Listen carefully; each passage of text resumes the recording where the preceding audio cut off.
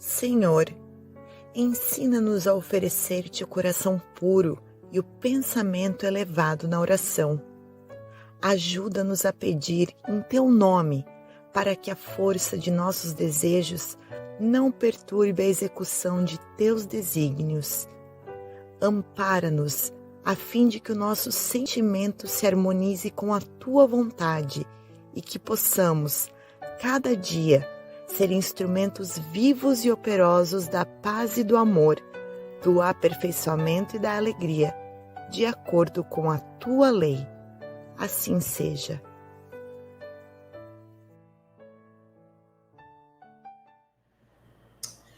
Olá, Álvaro, boa noite para você. Como é que você está? Está tudo bem com você?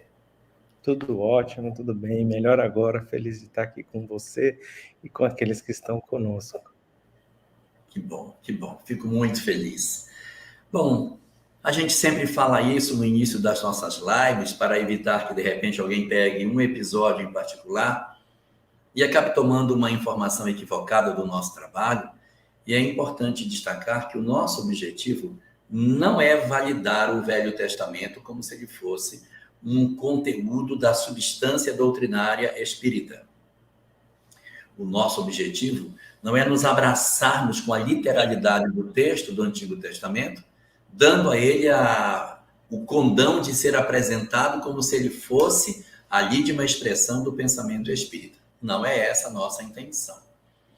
A nossa intenção é realizar um conjunto de lives que se referem aos textos do Antigo Testamento, observando neles as conexões que existem entre esse texto e a visão da doutrina espírita, sem a preocupação de dar justificativa para todos os versículos que o Antigo Testamento possui, principalmente a Torá, mas, fundamentalmente, enxergar ali a sabedoria judaica que não pode ser esquecida no nosso trabalho de compreensão das verdades imortais que estão presentes não só na Torá, como nos diversos outros textos religiosos recebidos em todas as partes do mundo, em todas as épocas da humanidade. Então, Álvaro, nós, só para poder esclarecer para os nossos companheiros, estamos na nossa terceira temporada. Na primeira temporada, nós trabalhamos o texto da Gênesis, a gente trabalhou toda a história dos patriarcas, pegamos desde a criação até a desencarnação de Jacó. Depois, numa segunda temporada, tratamos o livro de Êxodo, quando nós cuidamos desde o nascimento de Moisés até a sua desencarnação, atravessando toda a saga pelo deserto do povo de Israel. E agora estamos no terceiro ano da série, na terceira temporada dela, apresentando especificamente as questões referentes ao livro de Levítico. Nas lives anteriores, tratamos exatamente das ordenações, de toda a parte ritualística dos sacrifícios, Corban, oferecido ainda no Ishkan, ainda oferecido naquele período do templo móvel. E hoje, particularmente, a gente vai ingressar numa nova fase dessa discussão. Nós vamos nos desatrelar mais desse sentido das ofertas, das oferendas, da ritualística que os sacerdotes faziam, e avançando para textos assim que trazem um conjunto de informações bem interessantes para nós, para um entendimento mais nítido da compreensão que o judaísmo possui sobre uma série de condutas que a nossa sociedade hoje sabe, mas não tem uma noção muito exata de onde isso tudo veio, como é que esse processo se construiu dentro da cultura judaica, para que a gente possa colocar esses conceitos diante da doutrina espírita e percebermos o que a gente tem de reflexão sobre todas essas coisas. Legal, bacana, Elahá. Hoje a gente vai falar de um assunto um tanto quanto interessante, e ele é um assunto efetivo na vida dos judeus no dia a dia. A gente vai perceber que esse assunto, apesar de ser um pouco técnico, e às vezes um pouco talvez distante para alguns, a gente vai precisar desses ensinamentos, desses assuntos, dessas leis, para diversas partes do Evangelho. Então a gente vai trazer conexões com o Evangelho, como também a gente tem o costume, para mostrar como isso é importante no entendimento do próprio Evangelho.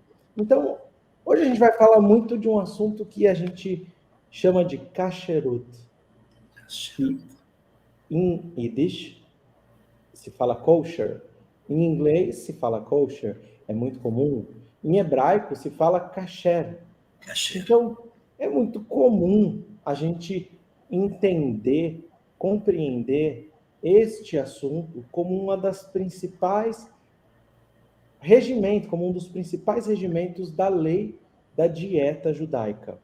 Então, qual é a conexão disso com o tabernáculo? Por que que isso vem nessa sequência? Se, segundo o judaísmo, nós somos um pequeno templo.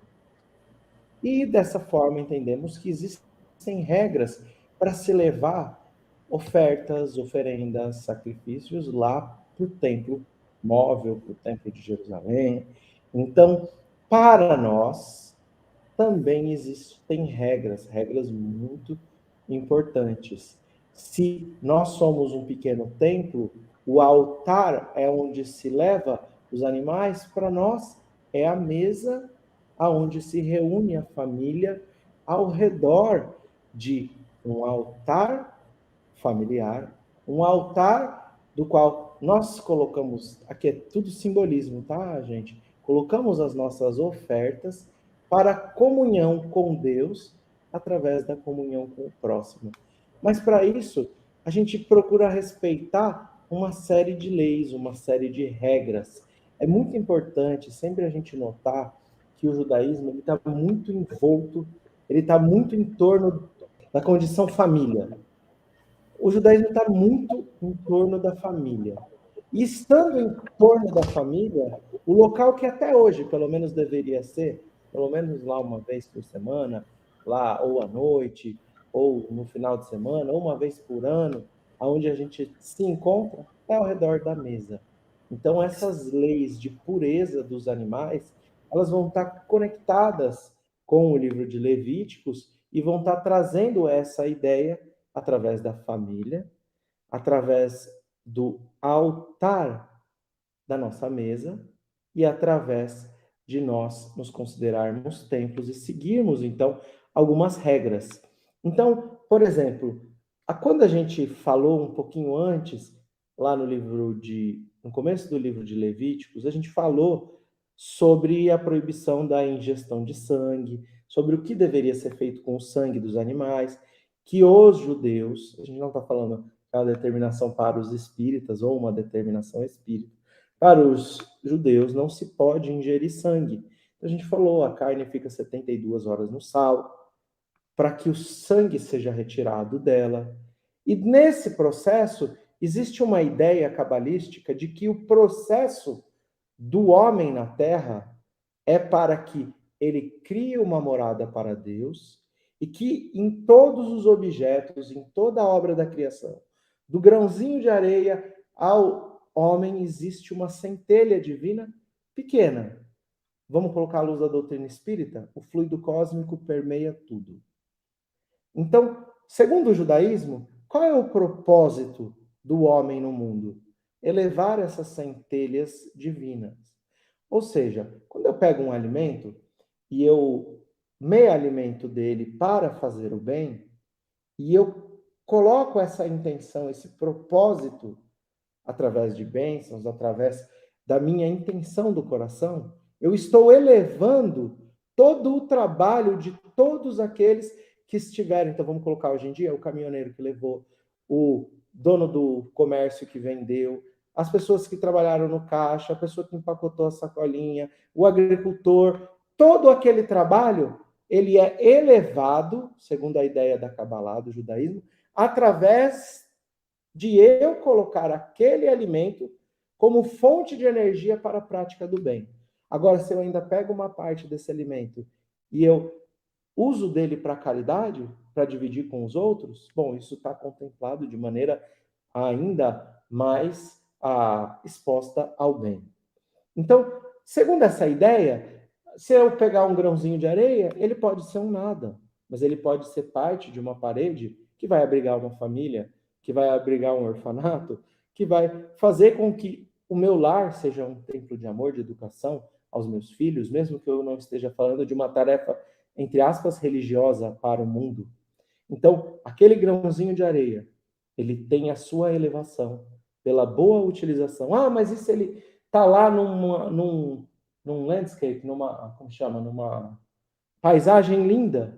Se aquela paisagem me inspira ao bem, e através de enxergar essa paisagem, eu enxergo na lei da natureza a inteligência divina, ele também cumpriu o seu papel, estando no seu lugar apropriado. Então, o propósito que a Kabbalah traz é, inclusive, bem bonito, né, Elahá? É uma questão de reflexão para nós. É de colocar cada um dos objetos, cada uma das pessoas, cada um de tudo aquilo que passa em nossa vida, das situações, em condições de elevação a mim e ao mundo. Então, não é diferente para os animais, segundo a Torá. E vai ser, então, estabelecida aquilo que vai se derivar futuramente para as leis de Kashrut, porque aqui no livro de Levíticos ainda não está dessa forma, para leis que são importantes para a alimentação do povo de Israel. Isso vai ser um emblema, um símbolo, uma tradição. Isso vai ser muito importante para os judeus. Elahá, quer comentar para depois a gente já passar para o primeiro grupo? Eu quero comentar um aspecto que eu acho bastante curioso. É que nós estamos no terceiro livro da série.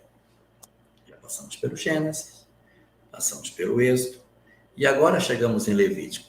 Estamos no livro de Levítico, já no capítulo 11, que é o capítulo que trata sobre essa questão dos animais e a sua pureza. Quais são os animais que poderiam ser consumidos pelo homem ou não. Se você perguntar no capítulo 10, quais são os animais que eram razoáveis para que a gente pudesse alimentar, não tem uma resposta. A resposta vai aparecer no capítulo 11. Vou ser mais claro no que eu quero dizer. Nós temos aqui nós temos os livros. Então eu tenho aqui no comecinho, Gênesis, depois Êxodo e depois Levítico. Nós estamos aqui, no livro de Levítico, já passamos tudo isso. Aqui agora é que vai ser definido o que é o animal puro ou impuro.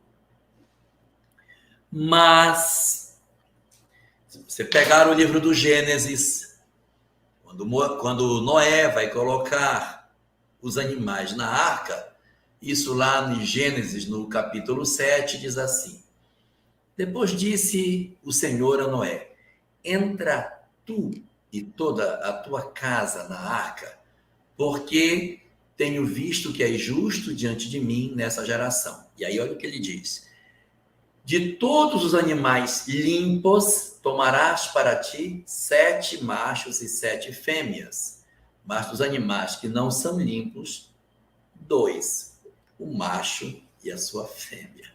Então é assim.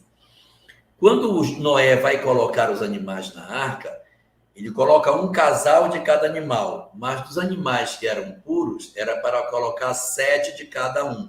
7 machos e 7 fêmeas, até porque eles teriam que se alimentar durante a viagem. Então, são 7 de cada. Que animal puro é esse? Quem é esse animal? Quem é? Você não tem essa resposta. A resposta está no Levítico capítulo 11. Muito tempo depois é que vai ser normatizado para o povo quais os animais que poderiam ser consumidos. Então, isso vai ser uma coisa interessante que reforça dentro da leitura que o judaísmo tem na vida, que nem tudo que está escrito é o que se sabia. Porque, mas como é que ele sabia se não estava escrito? Mas quem foi que disse que só se sabe o que está escrito? O que tem de tradição oral no judaísmo é um negócio colossal. A própria Kabbalah, até a época de Rabi Shimon Bar Yochai, que é no período após a crucificação de Jesus, ali, na época da destruição do templo, a Kabbalah era essa tradição oral. Não tinha nada escrito. Mas nem por isso as pessoas não trocavam informações, não tinham conhecimento daquilo que eu poderia chamar de, na falta de uma palavra melhor, conhecimento da verdade. Então as pessoas conheciam as coisas sem que necessariamente elas estivessem escritas no papel. Então, quando Noé vai colocar os animais na arca, a informação de que é para colocar os puros é dita.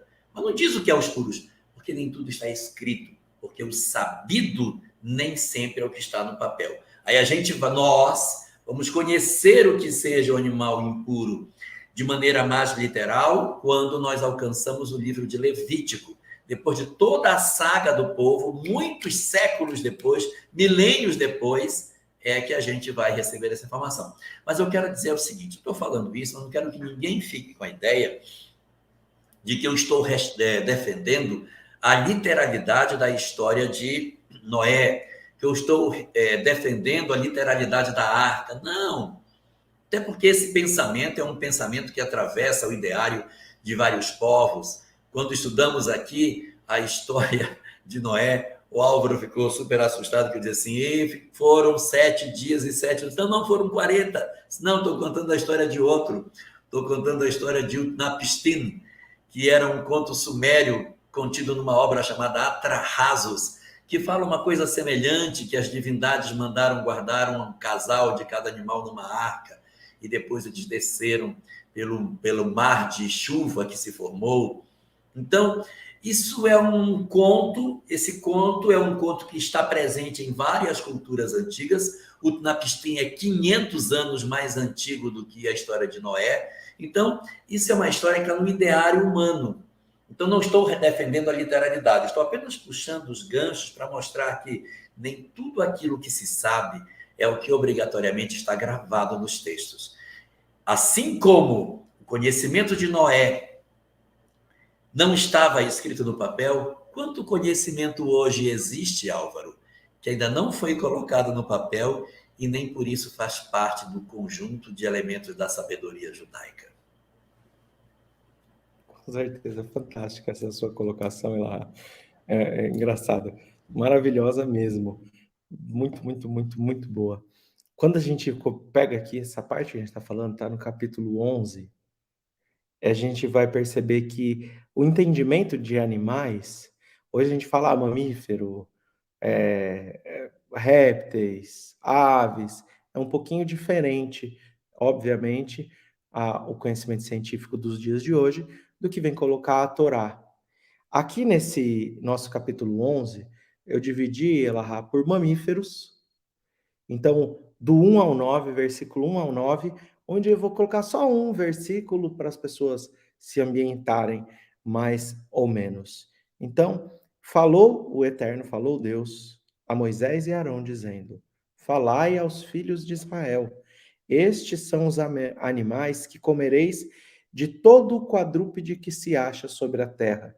Aqui todo quadrúpede, a gente pode entender melhor, não é exatamente, mas os mamíferos. Não exatamente, porque a baleia, por exemplo, é mamífero. O morcego, salvo engano, acho que é mamífero também. Então, não são exatamente todos os mamíferos, mas a gente entende que são aqueles animais que mais se destacam aos olhos dos homens. Então, por exemplo, o que vai ser dito? Para que seja puro para a alimentação, ou próprio para a alimentação, a gente precisa que o animal seja ruminante e tenha o casco fendido. Exatamente. O casquinho dele tem que ser aberto. Animal ruminante. O coelho é ruminante. O texugo é ruminante. Mas o texugo e o coelho, antigamente até tinha, né? Hoje em dia já não se usa mais aqueles chaveirinhos de pé de coelho. Então, se a pessoa lembrar, se tiver alguém mais antigo que eu e da minha idade, pelo menos vai lembrar que o pezinho do coelho não tem casco fendido. Então, esse animal não é próprio para alimentação, apesar de ser ruminante. Quando a gente vê o bode, a ovelha, a vaca, sim, a gente entende que estes são ruminantes e têm o casco fendido. Então, são próprios para a alimentação do povo judeu. Aqui não é uma proibição para todos os povos, são leis específicas aqui para o povo de Israel. Então, dentro dessa ideia, a gente poderia pensar no camelo, que é ruminante. Ruminante é aqueles que ficam mascando chiclete, né? Quando a gente olha, a gente acha que eles estão mascando chiclete. O camelo, ele tem o casco semi-fendido, ou seja, ele só é fendido em cima. Embaixo, ele não é fendido. Então, ele não é próprio para alimentação. Mas aqui vai aparecer um animal que ele é muito interessante e ele vai ser importante para nós na Torá e para entender o Evangelho. Qual animal é esse? O porco. Porque o porco existe uma tradição um pouco mais forte com o porco. O Elahá, acho que pode contar alguma história, ele vai ter, com certeza. Então, às vezes, a gente ainda não falou dos peixes, mas, por exemplo, o camarão você não pode comer. Eu tenho. Conta, depois a gente continua. Não, eu tenho duas, né, na verdade. Uma é uma pergunta para você. Na verdade, não é sobre o nosso assunto. É só para você ver como são as coisas. O que foi que o ratinho disse para a mãe dele quando ele viu um morcego? Você falou de morcego, aí eu lembrei dessa história. O que é que o ratinho falou para a mãe quando ele viu um morcego? Não sabe. Ele disse, mamãe, um anjo. Para você ver como tudo é relativo nessa vida, né? Tudo é relativo. Bom, mas sobre o porco, existem algumas pessoas que defendem a ideia de que as pessoas, os cristãos no Ocidente, as pessoas guardam as moedas aonde? Onde é que elas põem a moedinha? No porquinho, né? Por que põe no porquinho? Que é para o judeu não roubar. Nossa. Então, assim, por que não é outro animal? Por que é exatamente o porco que as pessoas modelam para botar o dinheiro? Porque sabe que ele não vai pegar. Sim, o ideário humano naquele desenho de que existe uma figura desonesta por trás, etc. Então, existem alguns... Resquício da Inquisição, né? Esse é do período da Inquisição, exatamente, da época da Inquisição. Então, o porco, você pode, assim, às vezes até falar, o Elahá deve ter algum parente, às vezes, que a pessoa come um peixe, sei lá, um pintado, que a gente vai ver mais para frente, mas come um camarão, come alguma outra coisa que não é caché. Mas quando se chega com um porco, não. Porco eu não como. Minha mãe é dentro de uma cultura judaica da Amazônia. Então, minha mãe come camarão sem culpa. Come camarão sem a menor culpa e acha delicioso. Mas ela não admite porco em hipótese alguma em casa. Eu vivi a minha vida inteira, não podia nada, nem bacon, nem calabresa, nada, não podia, porque é porco. Mas o camarão, havia uma... E peixe de pele também ela não aceita. Peixe de pele ela não aceita. Mas o camarão e caranguejo, ela cresceu comendo, então acaba tendo como natural, né? Quem visita Portugal vai até algumas cidades onde a comunidade judaica era muito forte na Idade Média, vai ver aquelas linguiças que chamam alheiras, que é uma linguiça que não tem porco, mas que os judeus faziam para quando a Inquisição entrasse, falasse, tem linguiça, então não é judeu. Porque é muito forte isso para o judeu. Por quê? Tem algumas razões. Tem um conceito histórico. Então, por exemplo, os filisteus faziam sacrifícios com porcos e se alimentavam com porcos, segundo os achados arqueológicos. Então, como tinha uma rivalidade ali, o porco fica tido como algo que está condicionado, vamos colocar, ao inimigo naquela temporalidade lá, naquele período histórico. Se a gente perceber, também a gente vai falar disso, fazer conexão com isso, os próprios romanos tinham aquele porco do mato, que é um porco, o hazir em hebraico é a mesma coisa, se ele é rosinho ou se ele é pretinho, é indiferente, é tudo hazir, é tudo porco. Tem algumas legiões que tinham o símbolo de um porco.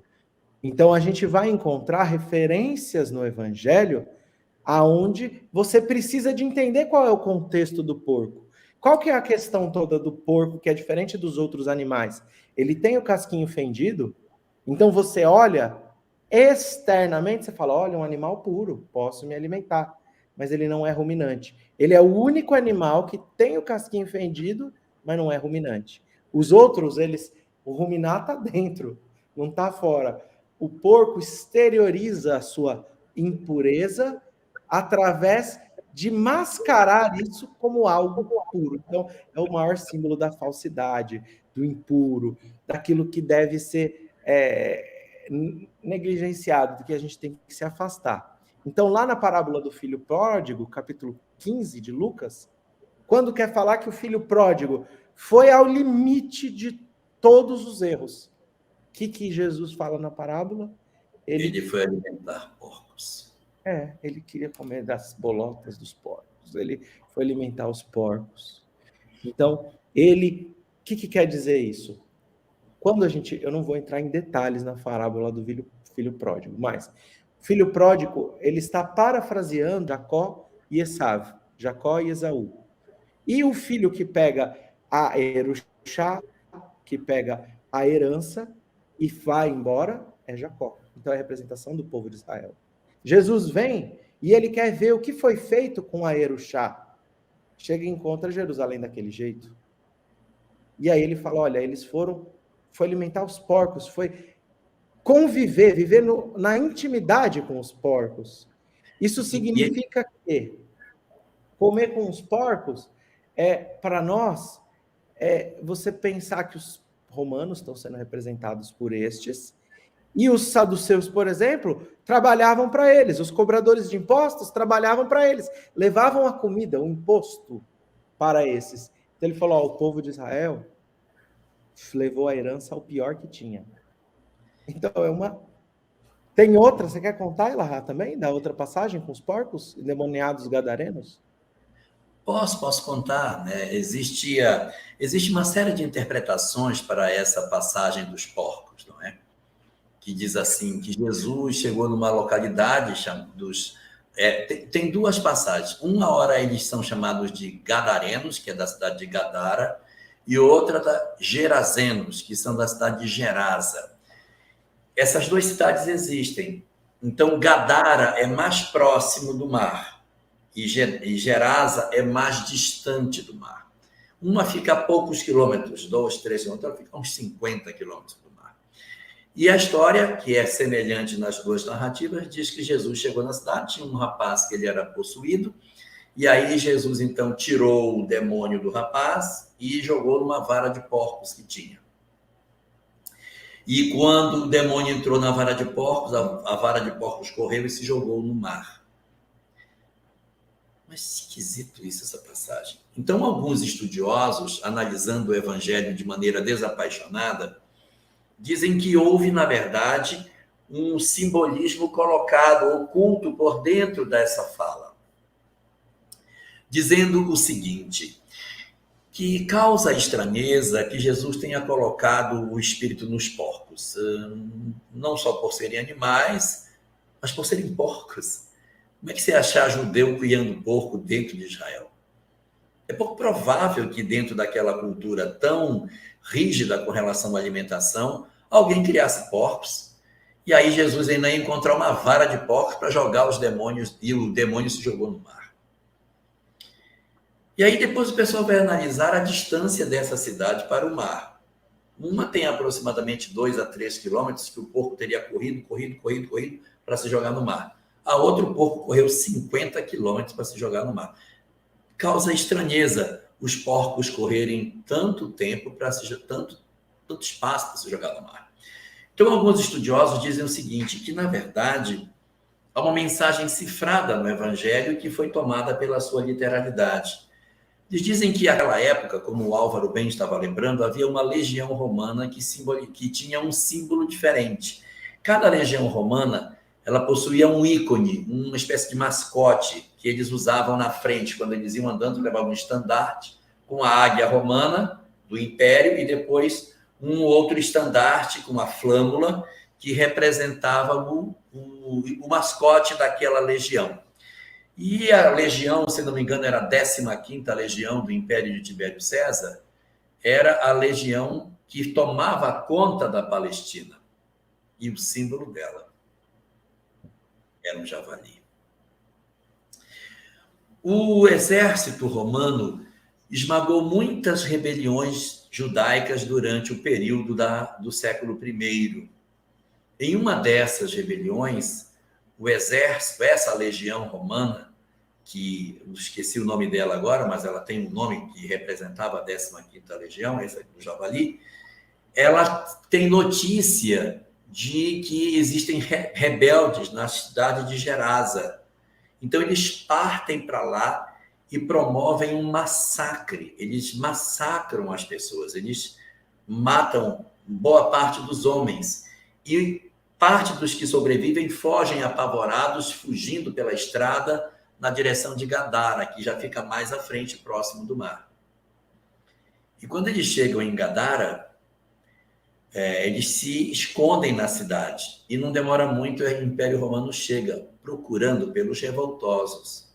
E ao encontrá-los no meio da cidade, eles então tomam esses homens como prisioneiros e teriam jogado essas pessoas de um precipício na beira do mar. Então, os romanos fazem esse movimento de massacre dos judeus.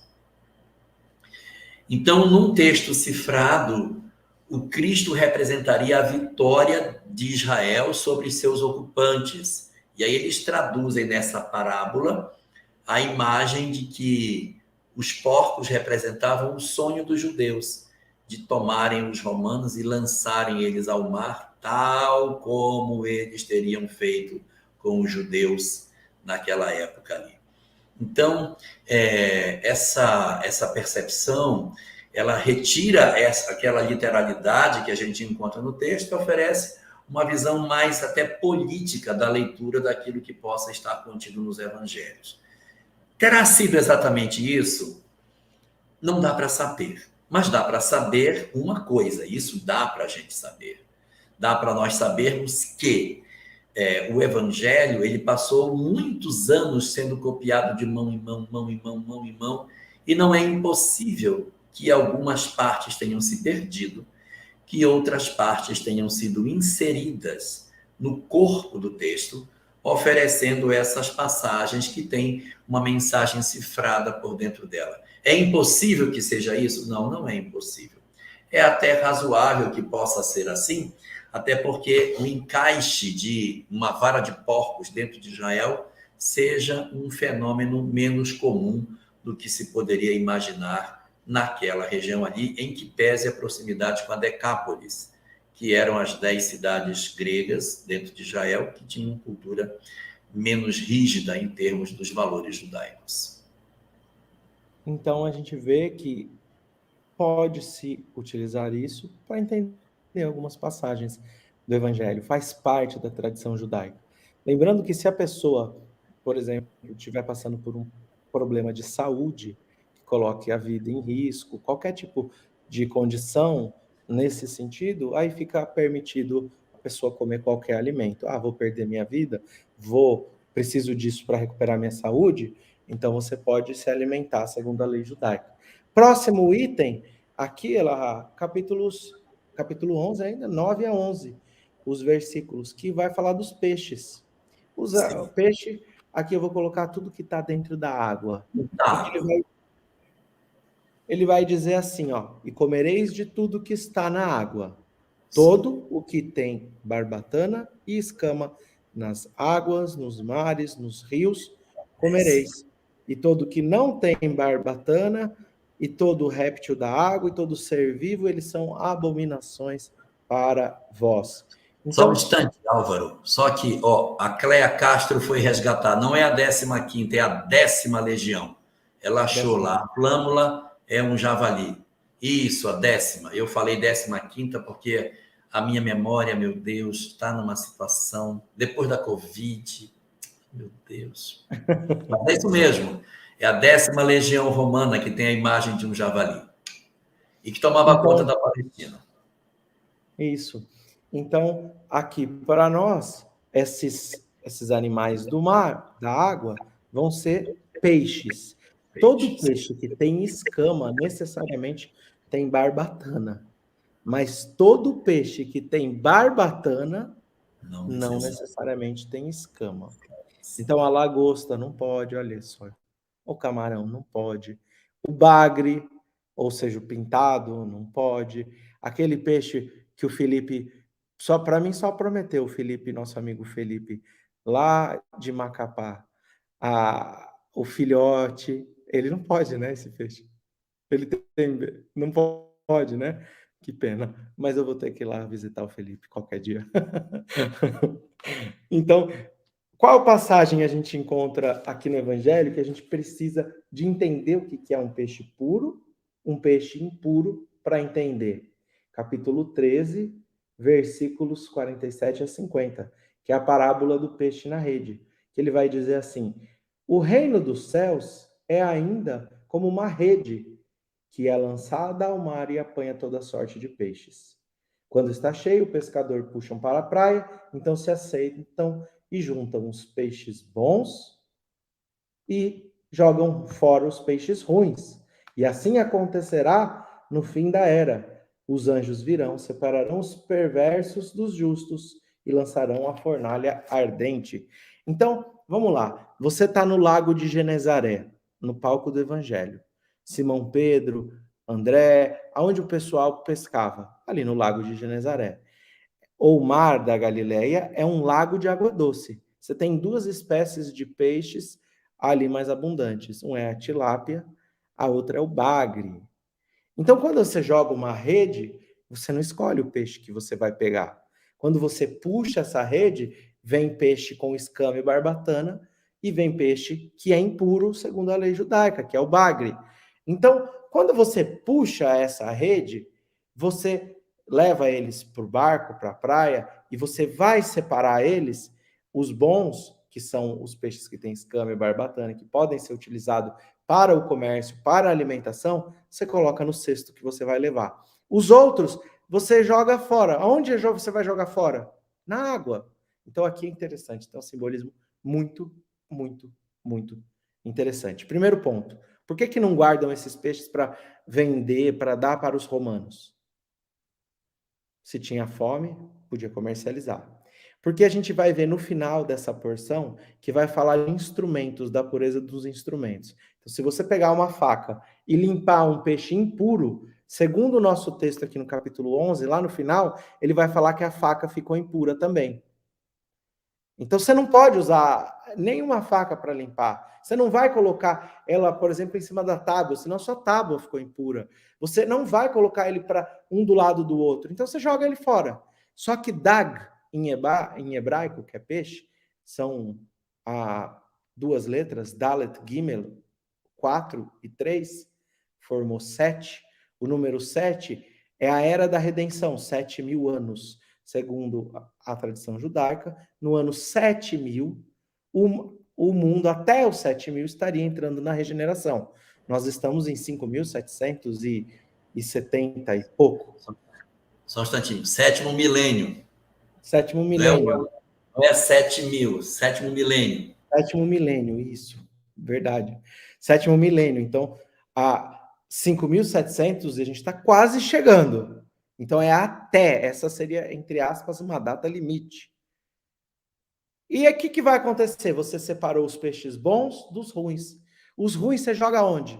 Na água. O que é água? Purificação. Aquele que não está purificado precisa voltar para a purificação.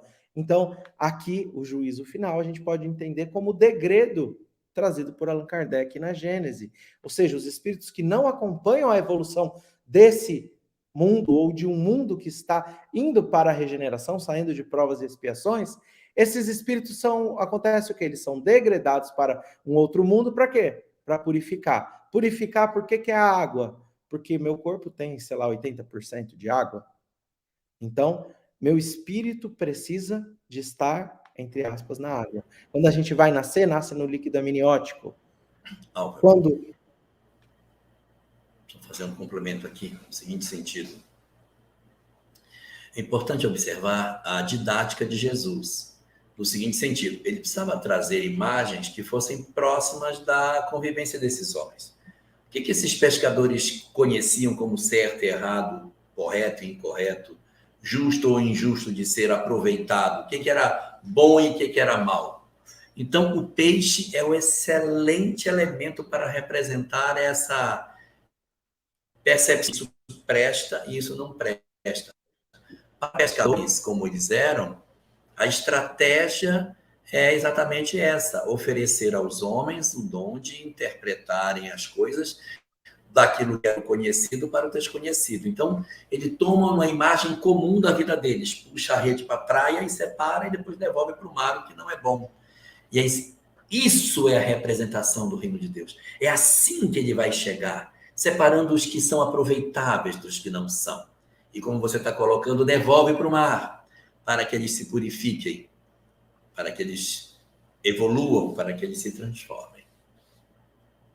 Fantástico, né? Até o grande símbolo da purificação na água é o que você falou, o dilúvio, que veio purificar o mundo, né? Então, até está conectado com aquilo que você falou. Então, a gente percebe, é uma passagem que se a gente... O que é peixe bom e peixe ruim? Para quem não é judeu, não tem sentido. Mas se a gente entender aqui, da onde saiu, do livro de Levíticos, pô, ficou mais fácil compreender. Tá certo, tem aspectos complexos, né, nisso que a gente falou, mas já abre caminho para entendimento. Daí vamos então para o nosso próximo grupo, que é versículos 11 a 22, que ele vai falar assim: e isto abominareis das aves, não serão comidas, porque elas são uma abominação. A águia, o quebrantoso, a águia do mar, o milhano, o abutre, e assim vai falando, corvo, avestruz, coruja, corvo marinho, vampiro, que é o morcego, vai colocar essa turma toda. Rapina, né? Rapina. Aves de rapina. Aves de O que você rapina. pode comer? Galinha, ganso, Faltou o pé. rolinha. Ah, ele fala do pé, né? É um pé. Todo réptil alado, ele fala... Não, do pato. A ave, ela não pode ser de rapina e não pode ter membrana entre os dedos. A ave que tem membrana entre os dedos também não pode ser comida. Ela também é impura. Então, come a galinha porque a galinha não tem membrana, mas o pato tem membrana. Então, o pato não é uma ave que é considerada como saudável, né? Como que pode se comer? Pura. Agora, por que a gente precisa disso, Elahá? Também tem no Evangelho algumas passagens que vão falar das aves. Então, uma das passagens é a parábola do semeador. Passou para semear, saiu para semear, semeou, aí vem uma ave e come a sementinha que ficou na beira. Só que se a gente for olhar as aves, a gente vai encontrar as aves lá no livro de Daniel, a gente vai encontrar as aves lá no livro de Ezequiel, e essas aves no livro de Daniel vão representar essa forosidade, essa animalidade do reino da Babilônia. Quando a gente olha a ave lá no livro de Ezequiel, a gente vai ver como a representação da Assíria. Aqui a gente encontra, na frente, você falou que ia quem? Lá na frente de uma legião, o símbolo de uma águia. Então, vinha a águia e pegava a sementinha e não deixava. Vinha uma ave, pegava a sementinha e não deixava ela brotar, ela germinar. Então, aqui a ave está representando tudo impura, tudo que está nesse sentido que atrapalha, vamos dizer, naquele tempo, que o judaísmo frutifique. Mas, se você pegar lá uma outra parábola de Jesus, que é do grão de mostarda, a gente vai ver que está falando de uma ave. E ele vai falar assim, olha, que vem fazer o ninho. Mas se a gente olhar uma árvore, melhor, não é árvore, é um arbusto de mostarda que não tem nem 80 centímetros, 1 metro, o que poderia fazer o ninho lá? No máximo um beija-flor, bem pequenininho, bem delicado. E essa ave que faz ninho em uma árvore pequena é aquela que não é vista neste mundo. Ou seja, ela está contemplada no plano espiritual. O reino de Deus se faz no plano espiritual, não se faz no plano material, onde é visto, enxergado como o poder das águias dos romanos, ou da Babilônia, ou dos assírios. Então aqui a ave entra em duas conotações diferentes.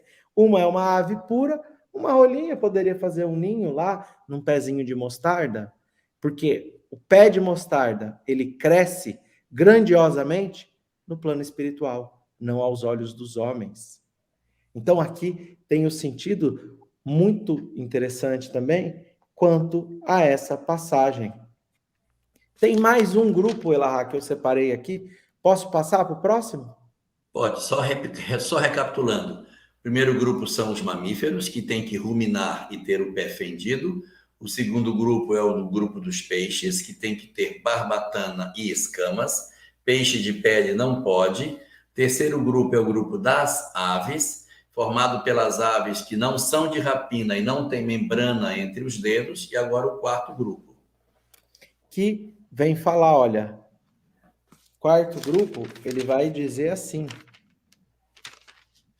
a locusta, o gafanhoto, o grilo estridente, esses você pode comer. Agora, qualquer outro tipo de insetos, você não pode comer. E para que eu preciso de saber isso? Porque tem uma passagem lá, ó, Mateus 3:4. João Batista tinha suas vestes com pelo de camelo. Pode usar pelo de camelo? A gente falou que não é kasher, que você não pode se alimentar, mas você pode fazer um casaco. Hoje em dia não pode mais, mas antigamente você poderia fazer um casaco de pele de camelo, de urso, de bison, do que você quisesse. Hoje em dia não pode, você não pode usar para se alimentar. Inclusive eu ouvi uma vez uma discussão muito interessante, Elahá, sobre um transplante de coração. O coração do porco é muito parecido com o coração humano.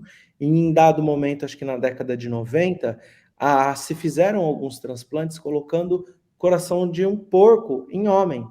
E caiu esse questionamento para os judeus. Apesar de que nenhum judeu gostaria que fosse assim, a gente chegou à conclusão, junto com esse grupo de rabinos que estavam expondo, que não tinha problema nenhum, já que a proibição seria para a alimentação. Também vai falar sobre o animal morto, mas no sentido da carniça, no sentido não simplesmente no caso desse coração.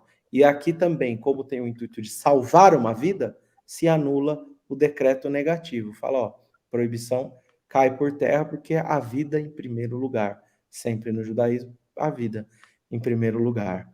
Então, aqui ele poderia estar com pele veste de camelo? Podia, tá tudo bem. E ele tinha um cinto de couro e ele alimentava-se de gafanhoto. E mel silvestre.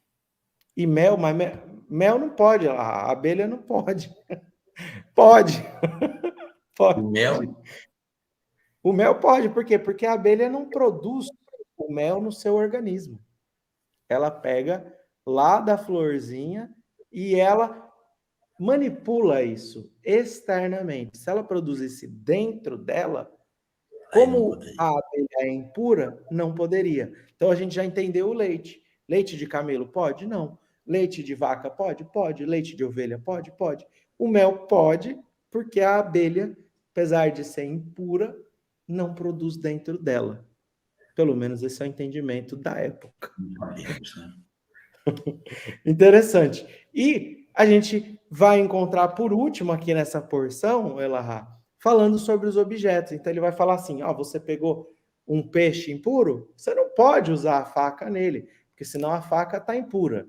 Como que eu purifico uma faca? Ela é de metal. Então você coloca fogo nela, ela deixa ela a ponto de ficar vermelha, ela vai se purificar, vai queimar tudo que tiver ali. Então, segundo o judaísmo, a gente entende que essa é purificável. Mas quando ele vai falar da cerâmica e dos fornos que eram de cerâmica, a gente encontra ele expandindo, né? Expandindo os poros, ela dilatando. Então, ela permite que entre alimento, que entre impureza. Então, ele vai falar aqui no texto, ó, cerâmica você tem que jogar fora. Então, eu tive a possibilidade, Elahá, de trabalhar de Masguiar, que é quem supervisiona a lei de Kashrut, para um rabino lá no Chipre, uma fábrica de vinhos. Então, o vinho não está nessa porção, mas eu vou dizer qual que é a questão do vinho. O vinho é utilizado para rituais de idolatria, rituais religiosos. Como o judaísmo não, vamos assim, entre aspas, tolera a idolatria, pode ter idolatria, o judaísmo, não, entre aspas, não irá lá atrapalhar, mas dentro dos templos, dentro da lei, para os judeus, não. Então, não tem idolatria. Então, como o vinho é utilizado em muitos rituais para idolatria, então, no processo de produção, é necessário que você tenha um judeu religioso e conhecedor da lei, porque ele conseguiria determinar se houve em algum momento qualquer tipo de aproximação, qualquer tipo de evento que poderia dar uma conotação religiosa. Então, eu fui uma vez trabalhar numa fábrica de vinhos, Kasher, lá no Chipre, e participei, trabalhei, a gente teve a nossa casa Kasher por muitos e muitos anos na minha juventude, e vamos dizer, depois dos 13 anos de idade. Então, essa é uma parte que a gente gosta bastante, eu gosto bastante de falar, porque é bem prática, e quem convive com os judeus religiosos percebe que é uma importância muito grande. Mas, como isso poderia dar alguma confusão, a gente teve um grande sábio que, segundo Emmanuel, foi inspirado nas suas cartas pelo Cristo e tinham Estevão aconchegado junto dele. Que quem é? Paulo de Tarso. Capítulo 14 da carta aos Romanos. E ele fala assim, porque às vezes a gente pode chegar e falar assim, né? Vamos supor, outro dia eu fui almoçar lá com um amigo nosso e ele era vegetariano. Eu falei, puxa, você me perdoa? Eu vou pegar carne porque eu gosto. Ele falou, não, pode pegar, eu não ligo não. Eu que não como. Eu falei, que bom, sobra mais para mim. Eu falei ainda. Então, brinquei com ele. Então, tá tudo bem, a gente sabia que essas questões poderiam dar algum tipo de atrito, porque um acha que sim, um acha que não. Eu tive uma situação, eu estava numa mesa, a gente saiu do centro, e meu pai me mandou as fotos, meu irmão, do Brito Milado, circuncisão do meu sobrinho, e eu fui compartilhar com os meus amigos. Eu falei, olha, foi a circuncisão do meu sobrinho. E algumas pessoas viraram, torceram o nariz, nossa, que brutalidade, não precisa disso. E para mim, estava tão feliz, né, que tinha sido a circuncisão dos meus sobrinhos, né, estava tão feliz. Então, Paulo, preocupado com isso, ele fala assim, aceitem o que é fraco na fé, sem discutir assuntos controvertidos. Então, serve para política, serve para esses assuntos todos. Aquele que come de tudo não deve desprezar o que não come. Vamos supor que eu sigo alguns desses elementos. Tudo bem, eu sigo para mim. Eu não tenho que chegar para o Elahá e falar para ele fazer igual. E o Elahá não segue às vezes, e ele não tem que chegar para mim e falar, Álvaro, para de comer porque não tem nada a ver isso. Aquele que come de tudo não deve condenar aquele que come, pois Deus aceitou a todos. Quem é você para julgar o servo alheio? O servo é de Deus, não é seu. Há quem considere um dia mais sagrado que o outro. Há quem considere todos os dias iguais. Cada um deve estar plenamente convicto de sua própria mente. Aquele que come carne, come para o Senhor e dá graças a Deus. Então eu dei graças a Deus que o nosso amigo não ia comer. E já aquele que se abstém, para o Senhor se abstém e dá graças a Deus. Então o meu amigo falou, graças a Deus eu não como. Nós dois estávamos comendo para dar graças a Deus. Nós dois tínhamos no nosso coração o melhor e o ato exterior pouco importava. Então, cada um de nós prestará contas de si mesmo para Deus. Você não vai chegar lá diante do tribunal da sua consciência e vai falar, por que você deixou o Elahá comer uma carne de porco, Álvaro? Você devia ter impedido. Então agora você não entra no reino dos céus. Não vai acontecer isso. Mas pode acontecer para a minha consciência. Por que é que eu fui um chato e fui azucrinar o Elahá? Então, isso pode ser um empecilho. Mas se eu comi, se eu não comi, se o Elahá comeu, se ele não comeu, isso é indiferente. O que ele diz aqui, Paulo de Tarso? deixemos de julgar uns aos outros. Façamos o propósito de não colocar obstáculo de tropeço no caminho do irmão. Ou seja, às vezes eu chego para a pessoa e falo, não, ó, por que vou dar um exemplo. Eu vou usar esse exemplo que não foi o caso e eles não fizeram de propósito. Foi porque são muito meus amigos, essas duas pessoas que estavam comigo. Não foi de propósito. Se fosse, também estaria perdoado. Mas eu sei que não foi. Então, se eles chegaram para mim e falaram, nossa, olha, que brutalidade, eu podia ficar chateado e falar, não volto para o centro. Poderia. O objeto, a responsabilidade é do Álvaro, não é deles. Mas eles colocaram o objeto de tropeço. Então, às vezes, a gente leva discussões que são desnecessárias. Ninguém quer que você imponha a verdade ou outra. A gente só não quer que o outro seja chato com ninguém. Então, vai dizer Paulo de Tarso, tenho plena convicção de que nenhum alimento por si mesmo é impuro, ser para quem assim o considere. Para ele, é impuro. Ou seja, a decisão individual. Se você pegou o avião, sentou um judeu do seu lado, ele não quer comer porco, deixa ele. Não precisa querer convencer. E se você é judeu, não precisa querer convencer quem não é também. Se o seu irmão se entristece com o que você come, ele não está agindo por amor. Aquilo que é bom para vocês é que nada se torne objeto de maledicência. Não destrua o seu irmão, pois o Cristo morreu por ele. O reino de Deus não é sobre comida, não é sobre bebida, mas ele é sobre justiça, paz e alegria. Aquele que serve ao Cristo é agradável a Deus e é agradável aos homens. E esforcemo-nos para nos empenhar na edificação mútua. Em vez de eu ir lá falar, por que você está fazendo isso? Eu apoio em algo que é positivo, em vez de levar uma crítica. Não destrua a obra de Deus por causa da comida. Todo alimento é puro, mas é errado comer qualquer coisa que faça os outros tropeçarem. É melhor não comer carne, nem beber vinho, nem fazer qualquer outra coisa que leve o seu irmão a cair. Seja qual for o modo de crer a respeito dessas coisas, que isso permaneça entre você e Deus. Feliz é o homem que não condena aquilo que outro aprova. Então, a gente entende. Paulo de Tarso é bem sucinto, assim. Ele não é muito delicado, né? Excelente essa. Excelente. Né? Caso aconteça de comer um porco, tem algum ritual de purificação?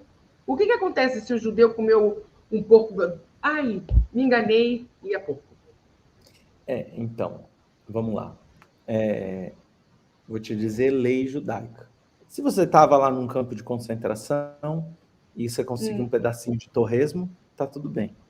Não precisa se preocupar com nada. Você tinha que comer aquele pedacinho de torresmo para salvar a sua vida. Não tem problema nenhum, zero.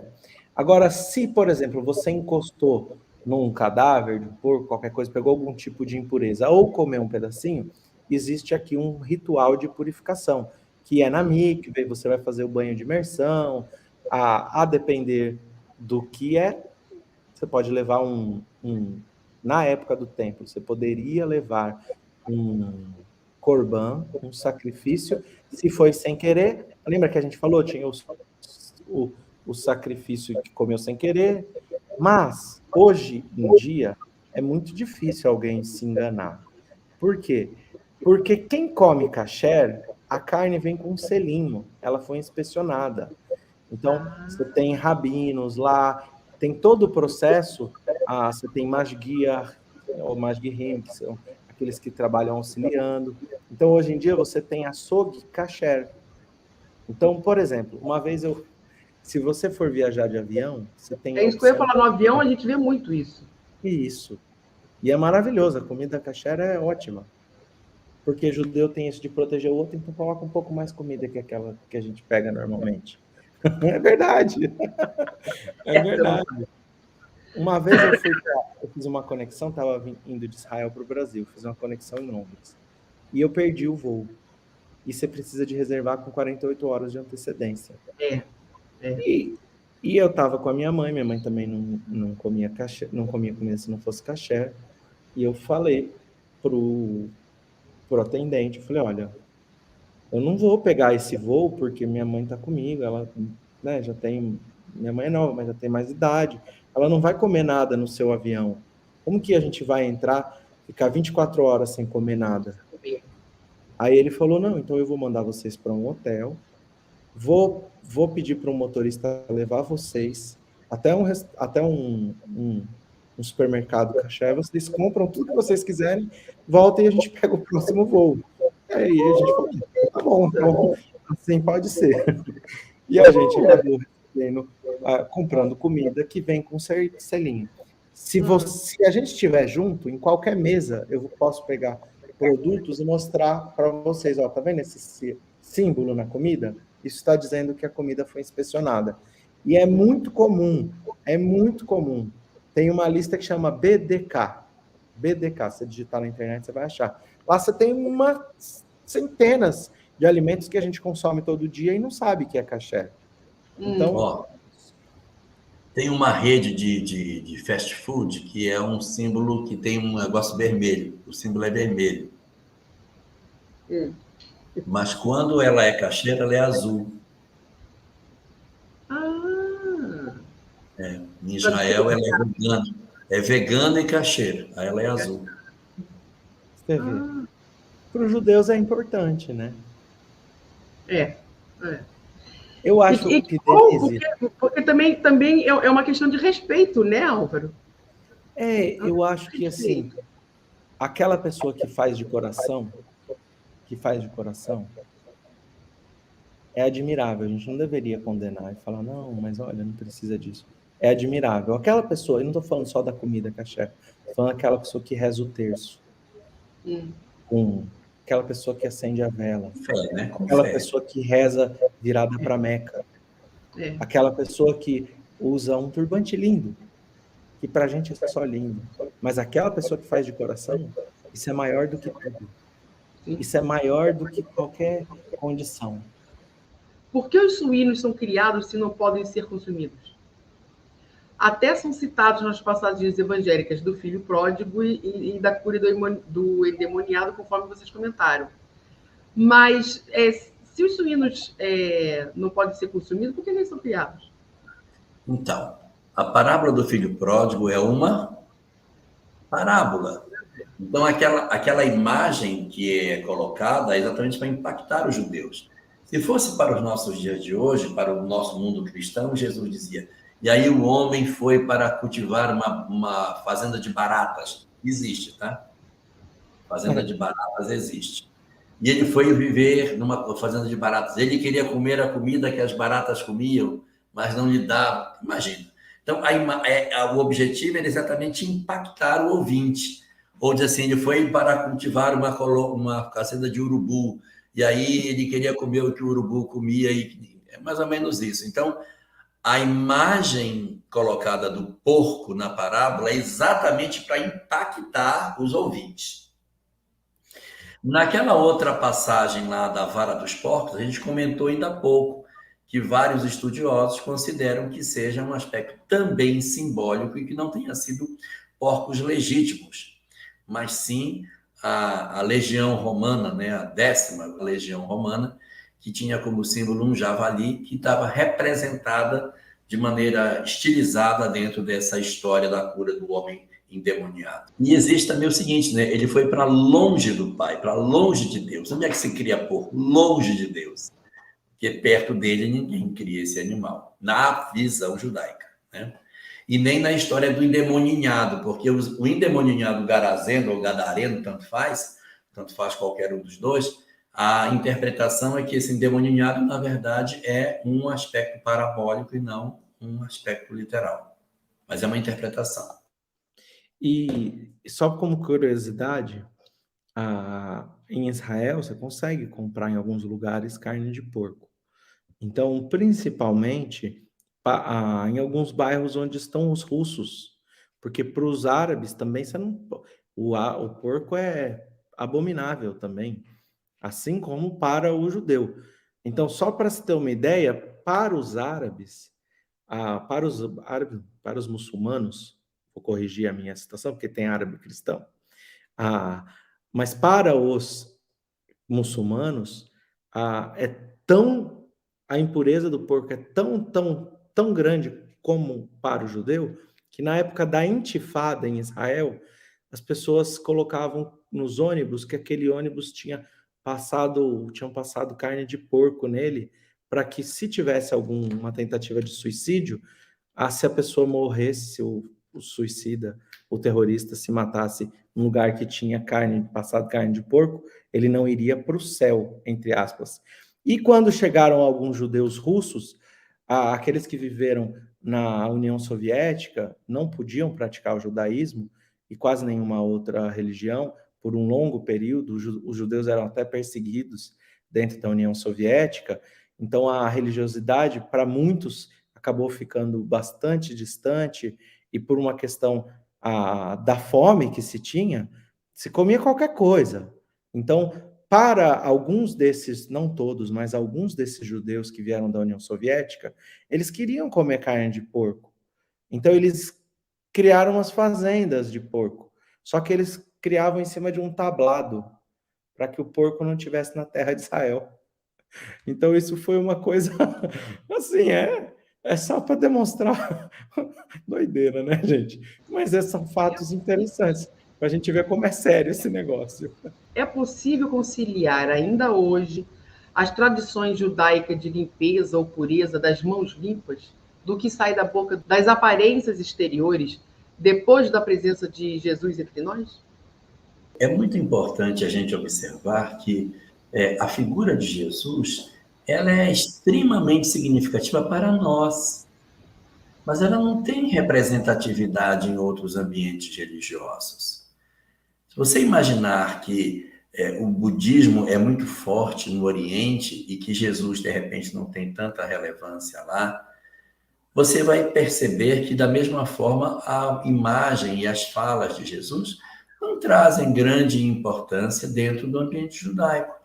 Então, o que Jesus diz é importante para cristãos, mas o judaísmo tem suas tradições, tem suas certezas, suas convicções, e ele segue as suas tradições multimilenares, do mesmo jeito que sempre foi, sem perturbações em função daquilo que Jesus disse ou deixou de dizer. É apenas uma outra doutrina, considerando outras verdades que para o judaísmo não tem grande importância. Cação, pode? Não tem escama. Coitados desses animais que foram eleitos como impuros. E as justificativas são tão complexas. O que vocês acham? Álvaro, sua família respeita essas regras? Minha família respeita muitas das regras. Um dia já respeitamos todas. Hoje em dia já não todas. Hoje em dia meus pais já estão mais light, assim, vamos dizer, com isso, mas respeitam muitas das regras, sim. E dentro da casa deles eu procuro ter o maior respeito. E eles também me respeitam. Eu não sigo, e eles me respeitam, e tá tudo bem. Mas a gente não está diminuindo, a Torá não está diminuindo os animais. Se a gente for buscar uma justificativa plausível, à luz da ciência, você vai ver que a carne de porco, por muito tempo, quando a gente não tinha... Hoje você vai numa criação de porco lavado de meia hora, o porco come uma comida totalmente balanceada. Não é como o chiqueiro de quando eu era criança. A gente passava perto do chiqueiro, já pegava uns 10 carrapatos só de passar perto. Se comesse a carne do porco, para muitos não tinha problema. Mas a gente sabe que tem a cistercose, tem outras doenças que podem ser causadas. Ancilostomíase. É uma doença? É um verme. Ele se aloja no cérebro. Não sai nunca mais. Não sai nunca mais. Então, se a gente falar isso 3.000 anos atrás, tem sentido. O próprio bagre, se você for ver, ele fica lá no fundo do lodo. Hoje em dia vem tudo do cativeiro, né? Hoje em dia é tudo quase fazenda. Então, hoje em dia você tem outros cuidados, você tem um entendimento melhor, mas naquela época você até encontra uma justificativa científica que talvez desse uma longevidade de você não comer um molusco. Hoje em dia a gente... Naquela época, hoje está muito diferente, né? Então acaba tendo menos justificativa para coisas dessa natureza, mas realmente o porco, ele era, na verdade, um animal criado dentro de um ambiente bem diferente do de hoje, né? Então isso realmente predispunha. Hoje, tudo muito mudado. Qual a visão espírita em relação ao consumo de carne? Ah, pois é. No Livro dos Espíritos, nós encontramos uma informação a esse respeito. Diz que cada um se alimente conforme a sua natureza, dizendo que, por essa via, é importante que a gente observe que cada indivíduo, como está bem colocado por Paulo de Tarso na Carta aos Romanos, respeite a sua própria individualidade, sua própria condição, né? Então, é o que está colocado em O Livro dos Espíritos. Mas a gente vai ter literatura de Emmanuel e de André Luiz nos estimulando para um não consumo, ou pelo menos uma redução do consumo de proteína animal. E aí, nessa hora, a gente vai encontrar no livro Os Mensageiros um capítulo em que ele fala sobre o consumo de nitrogênio.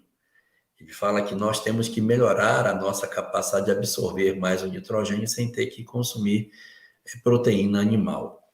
E aí vai um exercício nesse sentido. Vale a pena a gente fazer uma redução no sentido do consumo animal? Na época que eu era menino pequeno, assim, da idade do Álvaro, o movimento espírita tinha uma justificativa para não comer carne. O movimento espírita dizia assim: movimento, pode comer carne. Porque quando o animal é abatido, ele sofre medo, ele sofre angústia, ele faz uma descarga de energias na carne. Você come aquilo, aquilo vai para você, você fica contaminado com esse sentimento, com essa emoção. Então, isso não é legal. Então, você tem que se abster de comer carne, pelo menos nos dias de reunião mediúnica, para poder ir mais puro para a reunião por conta das energias do animal. Passou. Hoje o movimento espírita não tem mais esse discurso. Porque nesse discurso do passado, qual era a preocupação com o animal? Zero. A preocupação era que eu não absorvesse energia ruim. Mas e o animal? O animal morreu, coitado. Hoje não é assim. Hoje a discussão é, não vamos comer porque isso é crueldade com o animal. Você criar um animal para matar. Tem uma passagem no livro Mensageiros em que André Luiz pergunta, mas essas entidades obsessivas, elas não se cansam de perseguir os homens, mas a gente faz a mesma coisa com os animais. A gente faz a mesma coisa. Você está reclamando, você suga as energias deles, você mata para comer, para se nutrir deles. Então, como que você quer ter autoridade para criticar as entidades que perturbam os homens? Se nós fazemos com os animais as mesmas coisas. Então, é um exercício que a gente precisa realizar de fazer aquilo que nos seja possível no sentido da redução progressiva. Come um bifão, come um bifinho. Come um bifinho. Passa a utilizar a carne com menos peso dentro da sua alimentação. E vai tentando, na medida do possível, utilizar carnes mais tenras. Tirar a carne vermelha, depois tirar o frango, tirar o peixe, mas sem violência, sem se tornar isso uma tortura. Mas, num processo natural de consciência, você vai começando a se deslocar. Se você começar a assistir vídeos de como é que são abatidos, você começa a diminuir o seu interesse por isso. Quando eu entrei no IBGE, a primeira pesquisa que me foi dada foi frigorífico. Eu nunca mais comi carne de boi. Nunca mais comi. Eu como. Eu vou em alguns lugares, oferecem, eu como, mas eu não escolho. Então, eu fui reduzindo. Às vezes, não me alimento de carnes, mas eu não torno disso uma obsessão, uma coisa que não posso comer. Dentro das circunstâncias, eu me alimento assim, mas sempre com a preocupação. Tentar reduzir. Vai comer carne? Come menos. Bota mais salada, põe pouca proteína, né? Para a gente poder evitar isso, reduzir pelo menos, né? E, só para terminar a minha fala, queria deixar aqui uma frase da nossa querida Ivênia, que trabalha muito a questão da alimentação não animal, em que ela gosta muito de repetir essa frase: sede para os animais o que os anjos são para vós. Querido Senhor, nesta noite maravilhosa que Tu nos ofereceste, para que revisitássemos os conhecimentos antigos, tentando interpretar o sentido profundo dos propósitos superiores da vida, a fim de que purificássemos os nossos corações. Nós te agradecemos penhoradamente pela oportunidade que Tu nos concedeste de travarmos contato com a mensagem de Teu Filho Jesus, que desatando as amarras dos nossos corações, ofereceu-nos a lição extraordinária de procurarmos a limparmos-nos por dentro, evitando a preocupação excessiva com aquilo que entra e que nos voltássemos efetivamente para o que sai de dentro de nós. Ensina-nos assim, ó Senhor da vida, a não cuidarmos de maneira tão grande com relação àquilo que penetra nos nossos corpos, mas sim aquilo que devolvemos à vida, aquilo que oferecemos aos outros e a nós próprios, como o tesouro inestimável do tempo que Tu nos concedes na terra. Dá-nos assim, Senhor, a condição excepcional de mergulharmos em nós de maneira mais profunda e procurarmos assim transformar os nossos corações, quebrando as algemas multimilenares que nos impedem de perceber a necessidade do amor para nos conceder a condição de felicidade legítima. Ajuda-nos assim neste propósito, Senhor, oferecendo às nossas almas as reflexões que ainda precisamos para te sentirmos em plenitude, habitando na intimidade dos nossos corações. Por todas as lições que nos ofereceste refletir na noite de hoje, nós te rendemos graças no fundo das nossas almas e te pedimos que abençoes os nossos corações, para que, iluminados pelo propósito superior da vida, quebremos, enfim, as nossas visões mais estreitas sobre o existir e abracemos de maneira resoluta a Tua mensagem de efetivo amor e de paz para os nossos corações. Estejas assim Tu conosco, abençoa as nossas vidas e envolve as nossas almas na Tua infinita